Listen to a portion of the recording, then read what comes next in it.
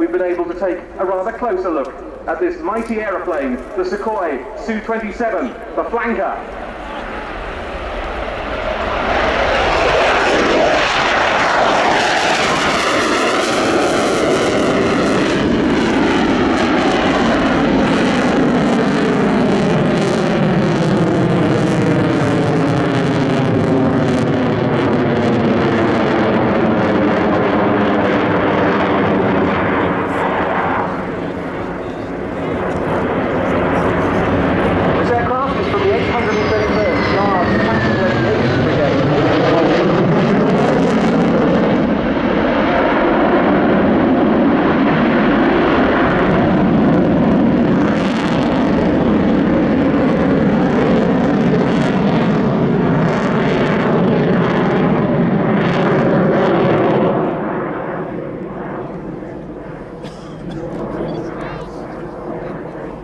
And this is such an interesting display to watch, Mark. It's not your standard fighter display, is it? It looks every inch the heavy fighter that it is.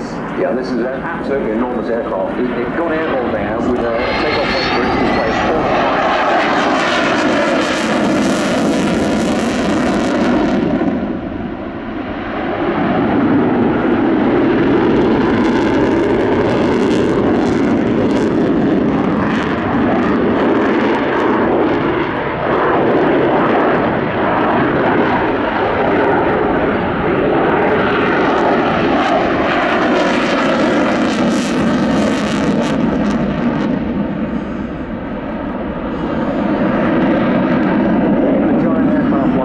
As it got airborne, it's producing excessive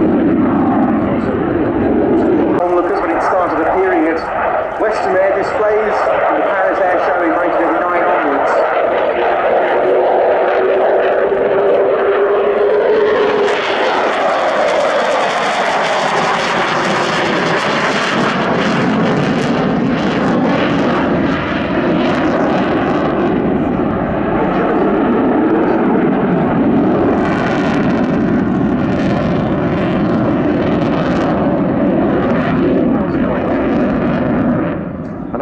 The Phantom Force at the time, and I remember weight, and it's certainly at 15-metre wingspan, 50% bigger than the F-16, so a completely different class of aircraft.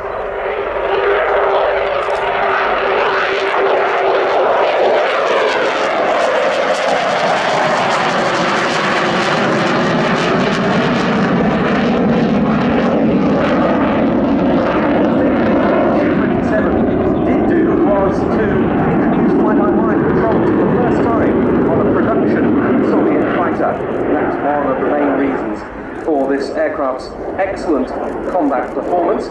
Post-Soviet era, the original Su-27 series has continued to equip the Russian armed forces and it's carried on serving.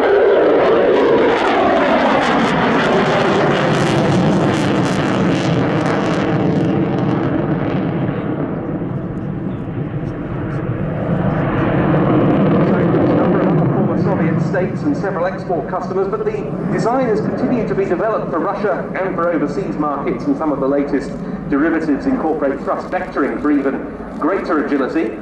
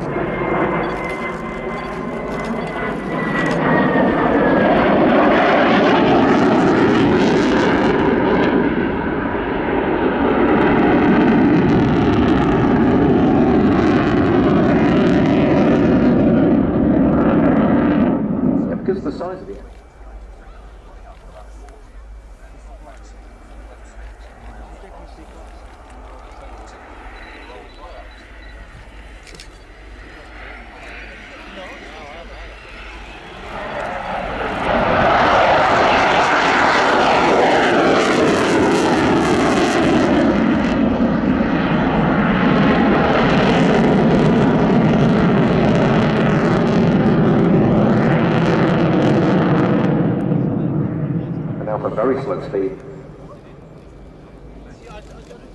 Yes, one of the manoeuvres that Soviet test pilots amazed audiences with first the MiG-29 and then the Su-27 at Western displays was the tail slide. We saw it in the West for the first time, would you believe, 30?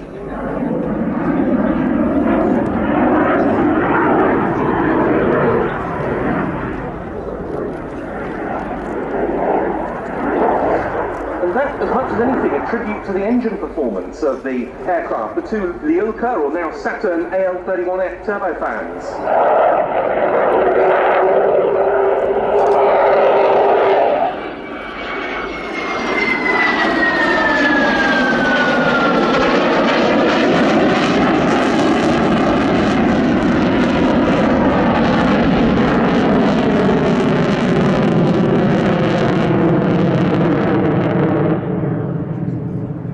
And here comes another.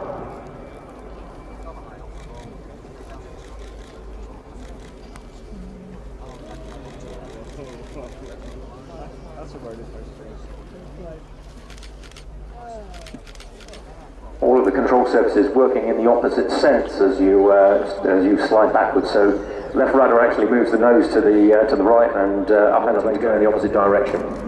It's still not something I've ever seen performed by a conventional, a non-thrust vectoring Western fighter.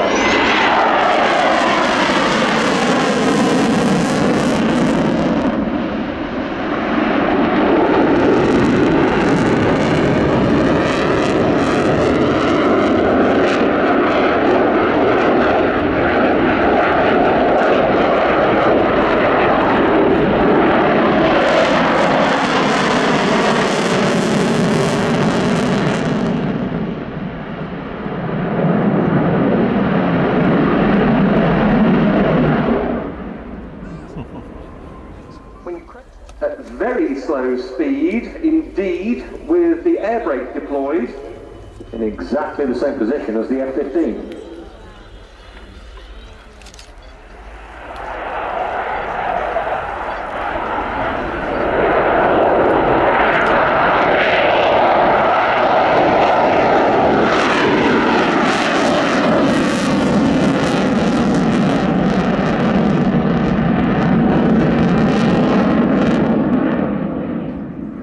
That air brake actually reminds me that the aircraft at certain angles looks like an F-15, at other angles it looks like an F-16. System, a new instrument landing system.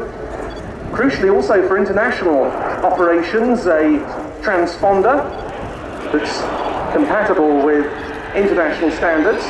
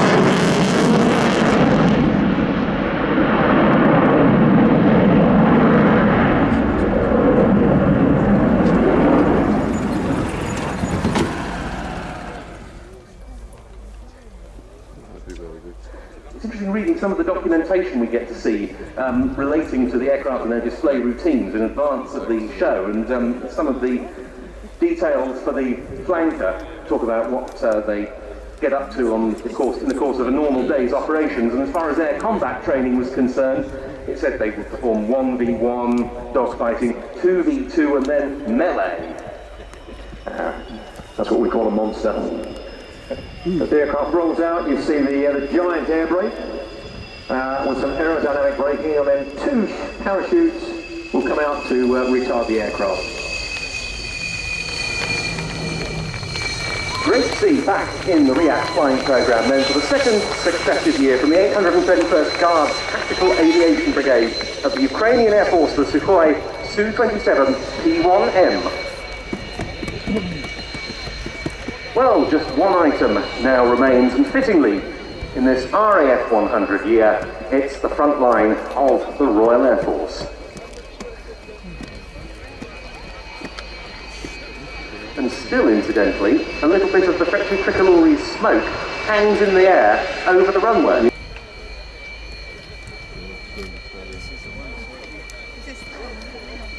So now, the Royal Air Force takes centre stage for the final act in this first day's flying display at the Royal International Air Tattoo 2018 from number 29 Squadron at RAF Coningsby in Lincolnshire, Flight Lieutenant Jim Peterson.